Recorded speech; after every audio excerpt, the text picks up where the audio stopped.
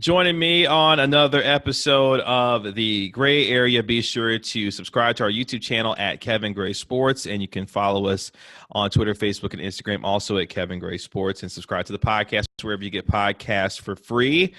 I am joined by Dallas Mavericks digital content manager and analyst. You can follow him on Twitter at Bobby Karalla, friend of the program, Bobby Karalla. Bobby, what's going on, man? Oh, just enjoying that basketball is back. It feels. I know Christmas is like in 2 days, but this is the real Christmas right now. Yeah, we always talk about in a traditional start to an NBA season that Christmas Day is kind of the unofficial start of basketball season. This year, it's kind of the official start of basketball season, especially for folks who are fans of the Dallas Mavericks. They open up their season on December 23rd against the Phoenix Suns, and then, of course, on Christmas Day against the Los Angeles Lakers. Now that we've gone through preseason, Bobby, obviously this is a tremendous opportunity for a young team with a superstar at the forefront in Luka Doncic to really announce themselves in from the preseason action that you saw. What kind of indications, or did it reinforce some of the things that you thought about this team going into this year with the limited action that we saw from them?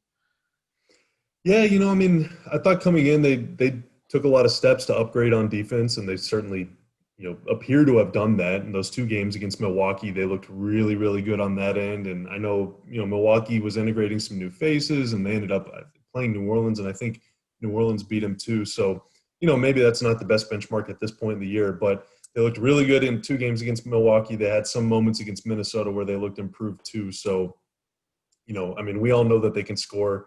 They can score, they can shoot the lights out of the gym, but if you can't get stops, then it's going to be tough to win in the playoffs. And so it was good to at least see two, kind of like 2.5 games of good defense on tape. That second half against Minnesota, they were much better.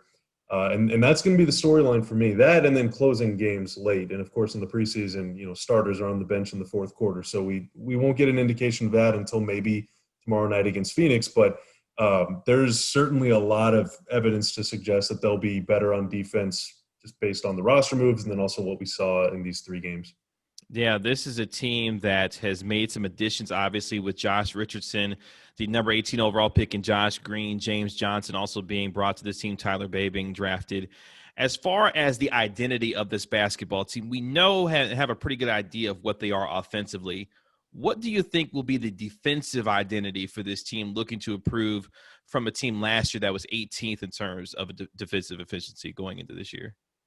Yeah, so it's kind of tough because, it's sort of a make or miss league, right? And teams shoot a lot of threes against the Mavs because of the way that they defend the pick and roll. Like they're dropping Kristaps Porzingis or Dwight Powell or Maxey. All these guys, they're dropping way beneath screens. So there's a lot of pressure on the guys on the perimeter to keep their guy in front of them. And if Russell Westbrook is doing his thing over here and you're the guy that's guarding a shooter on the opposite wing, you've got to be able to close out your man and then defend him well one-on-one. And where the Mavs really ran into issues last season was just guys getting beat at the point of attack. Like KP and Maxey, they're really good rim protectors. Willie Cauley-Stein, same thing. All of those guys can block shots, but if they're trying to clean up mess after mess after mess, then they're going to get overwhelmed and they're going to be out of position to get rebounds, and you can get beat in so many different ways. And so if they're going to improve on defense, it's going to be because you have Richardson and you have Josh Green and James Johnson, who's maybe going to play a little bit of 5, but he can defend wings as well. And you get these guys who are all of a sudden able to contain their man better. Josh Richardson can even defend some point guards, which is going to be really big because that's been a thorn in their side for years, these little like Damian Lillard, Kemba Walker type of players. If they can just keep their man in front of them, or if they are going to get beat, at least stay on their hip, make it tough for them, and steer them into the shot blocker. Then all of a sudden, you can turn some of those makes into misses, run guys off the three-point line, force tough contested twos at the rim, and that's where you can really make your hay because they are going to still, I think, play a more conservative style of defense where they're not going to be like just jumping passing lanes like maniacs and flying all over the place, trying to force turnovers.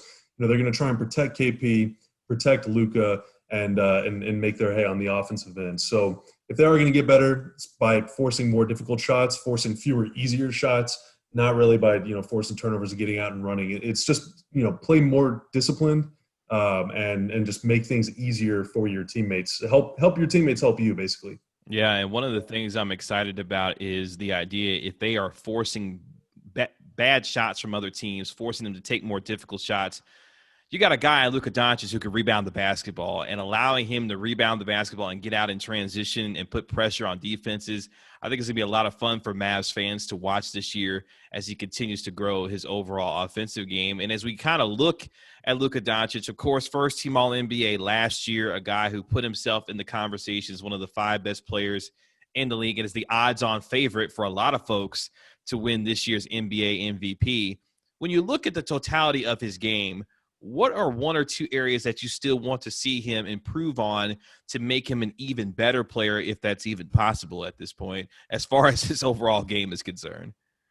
Well, the easy answer is free throws and three-point percentage, and if he was only taking like 3 or 4 threes or 4 or 5 free throws, then we wouldn't really even care about it all that much. But he took 9 threes a game and like 10 free throws a game last year. And so those are points that you're costing yourself if you're going to be shooting, low 30s and low 70s respectively. So improvements there would be good, but I think, that will come in time or it won't. That's going to be something we're going to be talking about that for the rest of his career. But for this year specifically, the area that I really hope to see improvement in and the area that I think he will take a lot more seriously is the end of games. Working to find the right shots in the end of games. Last year they struggled so much in those clutch games. Their record was very poor. They let some what could have been easy wins get away from them just by, sort of fumbling away possessions, turnovers, bad shots, waiting too long to get the offense rolling and having to settle for tough step backs. And, so much pressure is on Luka throughout the first 42 minutes of games that by the time you get to the final 5 or 6, you can feel a little worn down physically and mentally. But the great players are able to get it done in crunch time. That was a hurdle LeBron had to cross and that Dirk had to cross. I mean, every great player goes through that growth period where, it's pretty easy relatively to dominate an NBA game for 3 quarters, but it's really hard to do it whenever everyone knows what you're going to do late in games. And so I hope he takes a step forward in that regard. And of course, if he does, then the Mavericks will too. So with as involved as he is in the offense, if he is able to improve even by like 5 or 10% in crunch time, and last year he shot like in the teens from 3 and I think low 40s from 2. If he's able to get that closer to like 50% from the field, then they're going to finish with a winning record in crunch time games, and that's how you get home court in the West. Yeah, and I'm interested to see and hear your perspective on this too, because now that folks have gotten an idea of how good he is as a player, how do you think teams will defend Luka this year, and will that open up the ability for guys like Tim Hardaway, Josh Richardson, and others to make teams pay for the way they made defense Luka going into this year? That's tough because he's such a good passer that if you send double teams his way, then other guys, he'll be able to find them and they'll be able to punish you. So his rookie year, Denver was really the only team that consistently threw bodies at him. He'd come off a screen and they'd send 2, and they still did it against him this year. A couple other teams did that more often, just trying to force him out of his rhythm, kind of do the James Harden thing where, you're sometimes even just flat out double teaming him at midcourt. But that's where you hope that a guy like Josh Richardson who can make plays and Tim Hardaway can put the ball on the floor and attack the basket. KP obviously, can create his own shot from anywhere. And what I thought was a big development for him last year, especially in the bubble, was putting it on the floor and getting all the way to the rim. Laying it in lefty or righty. He can really do both. So there's a lot of talent around Luka, which matters. In Houston, for example, where Harden is defended similarly, I don't think they have as many quality playmakers or threats off the bounce. And that's one thing that's helped the Mavs sort of avoid those just insane double teams. But if Luka gets it rolling, teams might go to that. We saw it against Houston all year last year. So if that is the case, then they need to have some tricks in their bag that they can pull out to combat that. And I think one really underrated person who could kind of help with that if teams are showing pressure or pressing a lot or whatever is James Johnson, who's like a point center. He can really make plays. And if he's the guy that is setting screens for Luka and you're sending 2 at Luka, he's kind of that Draymond Green sort of guy where you can give it to him on the short roll, you can give it to him in space, and he can pick out the right passer, put it on the floor, get all the way to the basket. And so that's a really valuable piece too off the bench, where if things are getting really mucked up and they just can't get it rolling, then you could put him in there and he can just make stuff happen, because he's so wild with the ball. He's really aggressive.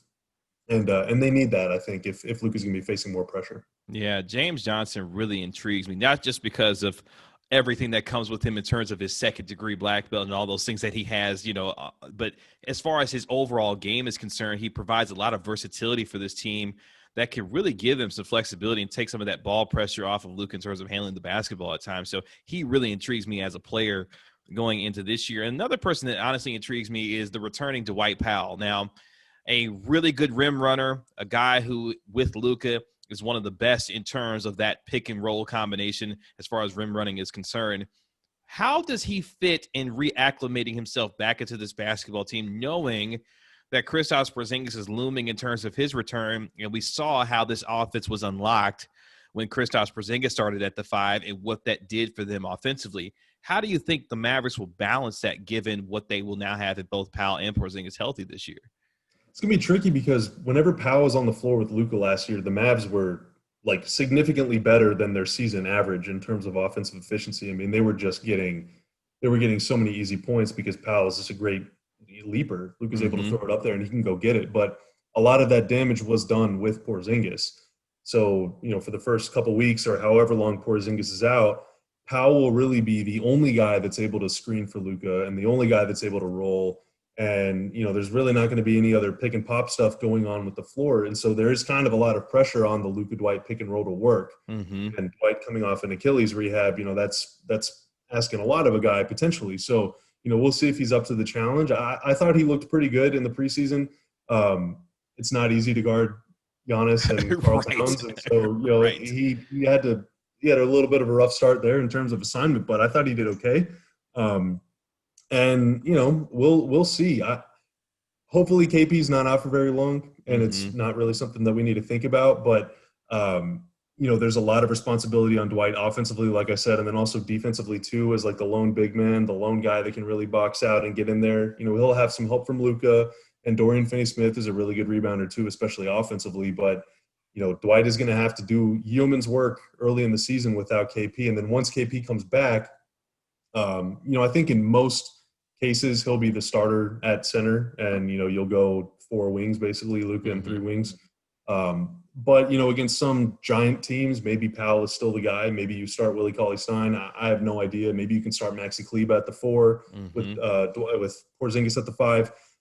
Rick can get really creative with that, I think, in those instances. But generally, 80% of the time, and in the playoffs especially, I think it's going to be KP at the 5. And then your second unit will have a Dwight Powell, Maxi Kleber front court where they can really just kind of beat teams up with their size and their athleticism. Yeah, and you were alluding to the second unit a little bit. I think one of the hidden gems that we saw in those 3 preseason games was this combination of Jalen Brunson and Trey Burke, their ability to play on the floor together. How good is this second unit as far as their depth is concerned, and how important is Jalen Brunson going to be coming back off of his shoulder injury, and Trey Burke going to be in making sure that offensive flow continues to go as far as spelling guys like Luka and others to continue to put points on the board while they're getting rest?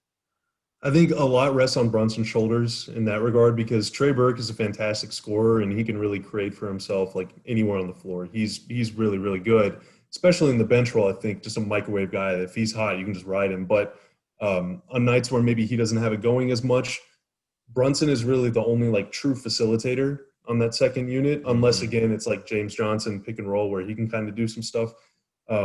And if that's the case, we saw Brunson take steps forward last year when Luka was out. He started those games, wins in Milwaukee, wins at Philly, and he was really good. But then, other nights he wasn't quite as consistent. And he's a second-round pick, and so it's going to be a process for him. But, it is, especially if Luka gets hurt or is in foul trouble or something, Brunson's going to have to be really, really sharp, because this team does have talent and playmakers, but they only have so many like pure kind of point guards. So Jalen's going to have to step up in that regard. But if he can, and if he can take a step forward, then Brunson Burke off the bench, I think, is really dynamic, gives you 2 really, really talented playmakers. And then, depending on the matchup, maybe it's James Johnson and Maxey, or Dwight and Maxey, or Dwight and James Johnson. You can really kind of pick and choose. You still got Boban, Willie Cauley-Stein that you can call upon, Josh Green.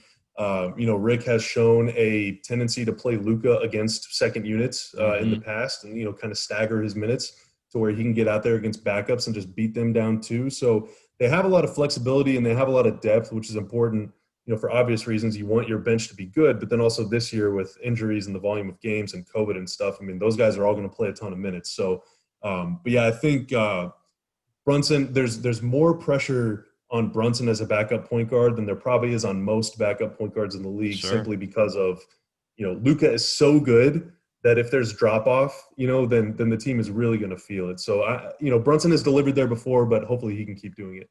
Yeah. Talk about where this team stacks up in the Western Conference. Obviously, at the top, you have the Lakers and the Clippers and Nuggets, Blazers and others at the top of this Western Conference.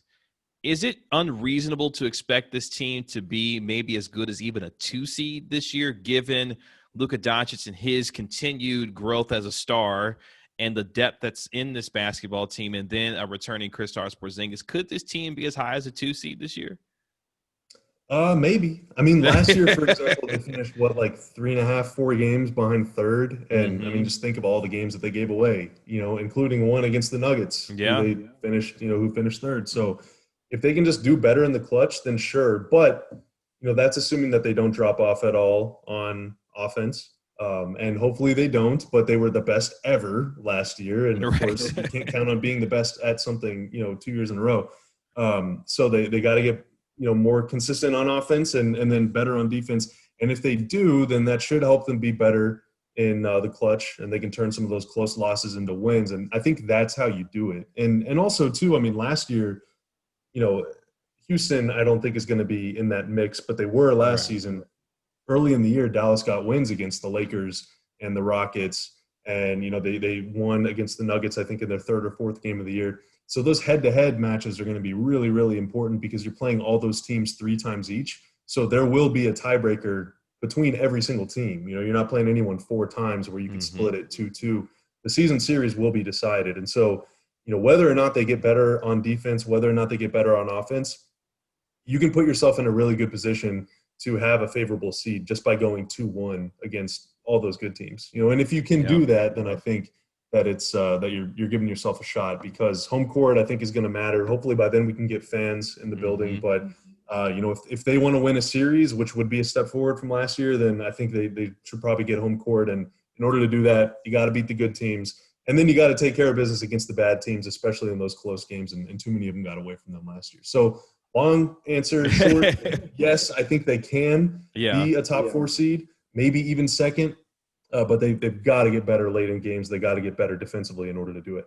Yeah, the expectation is that they will win the Southwest Division, which they should, especially when you start thinking about teams like Houston and others who have taken a step back in that division. They should be the overwhelming favorite to win the Southwest Division, which would put you in that conversation of a potential top 4 seed in the Western Conference. And I'm interested because a lot of publications, you look at folks like The Athletic, Bleacher Report, CBS Sports, the Mavericks tend to be that sexy pick, that team that everybody's looking at, especially with Luka Doncic being an odds-on favorite to win the MVP. How do you think this team, in your mind, will handle those expectations given the rise and trajectory that they appear to be on as a team that's trending toward being a top contending team in the West for several years to come now?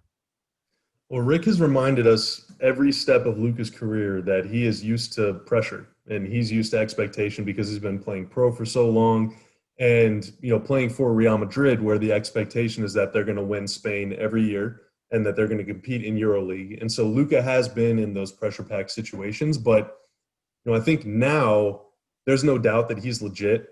But now that he's like first team All-NBA level good, teams are going to be throwing the kitchen sink at him. Opposing players are going to be going after him. You saw how, Morris was able to kind of get under his skin in the playoffs. All of those things could come back. So, I don't think that public pressure or media scrutiny or anything will get to him, but it's teams are going to start taking the Mavs more seriously now. And that isn't to say that they weren't last year, but there's a difference between being focused for a game and then being really, really locked in and treating it like it's your Super Bowl almost, And so, we'll see. We'll see. Teams are going to be giving the Mavs their best shot.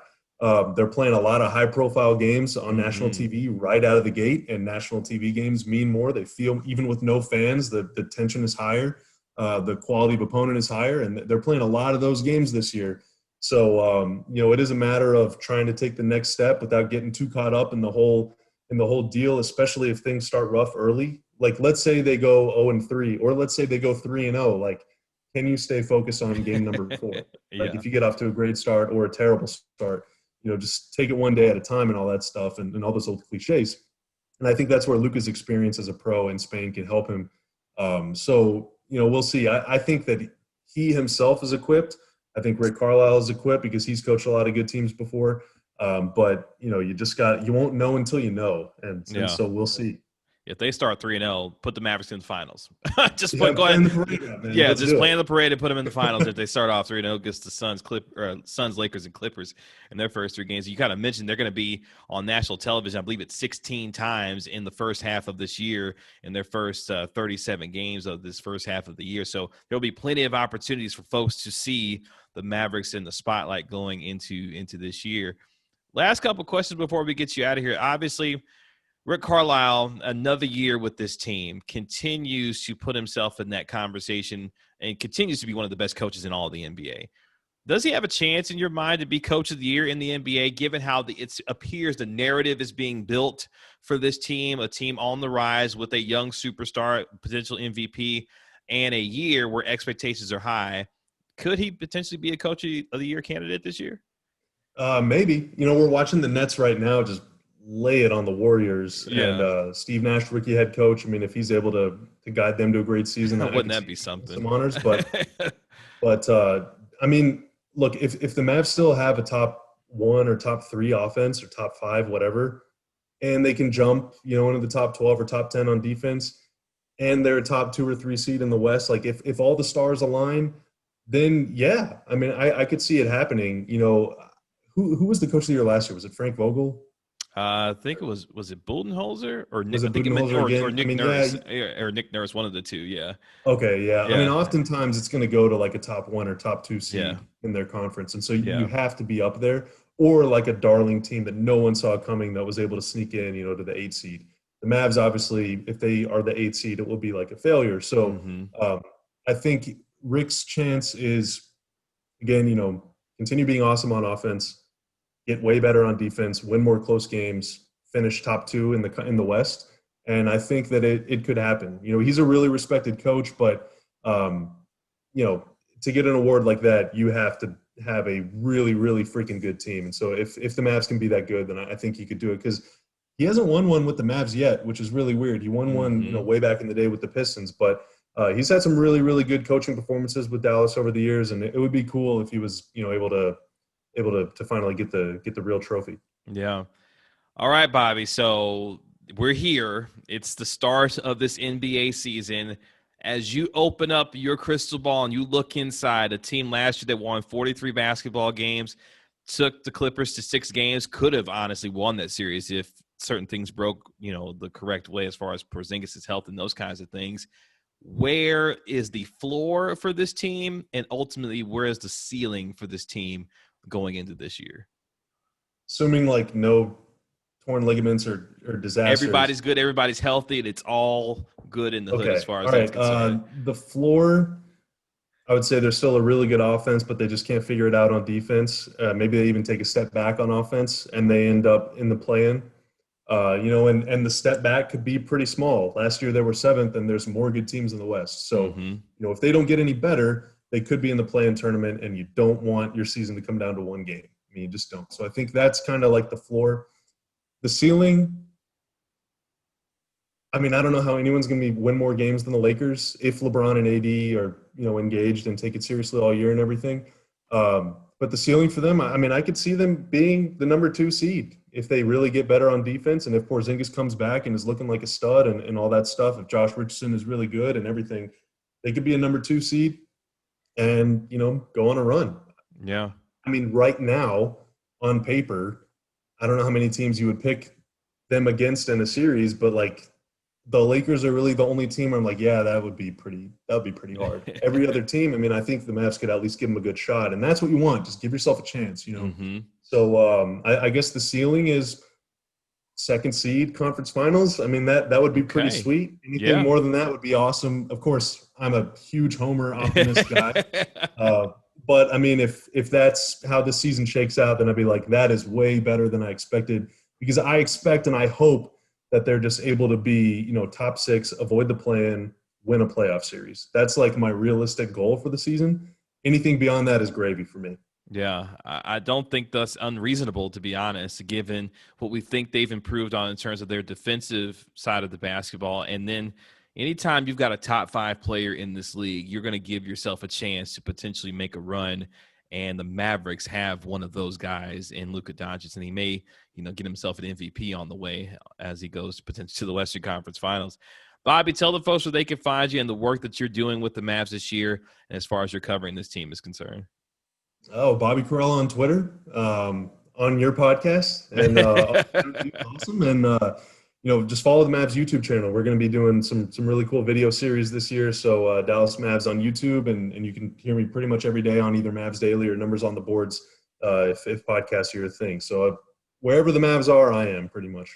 Numbers on the Boards is a really cool podcast that Bobby does with Jeff Skinwade, who you can hear on the broadcast. It's a lot of fun. It's a good listen, and a for sure one for Mavs fans to take in all season long. Bobby, thank you so much for the time. Really appreciate it, and looking forward to this season for the Dallas Mavericks. I'm sure as a lot of folks are as they get ready to embark on this year where a lot of expectations are high. So I appreciate you taking the time with me, and yeah, go Mavs. Hey, thank you for having me, man. Appreciate you. Appreciate it.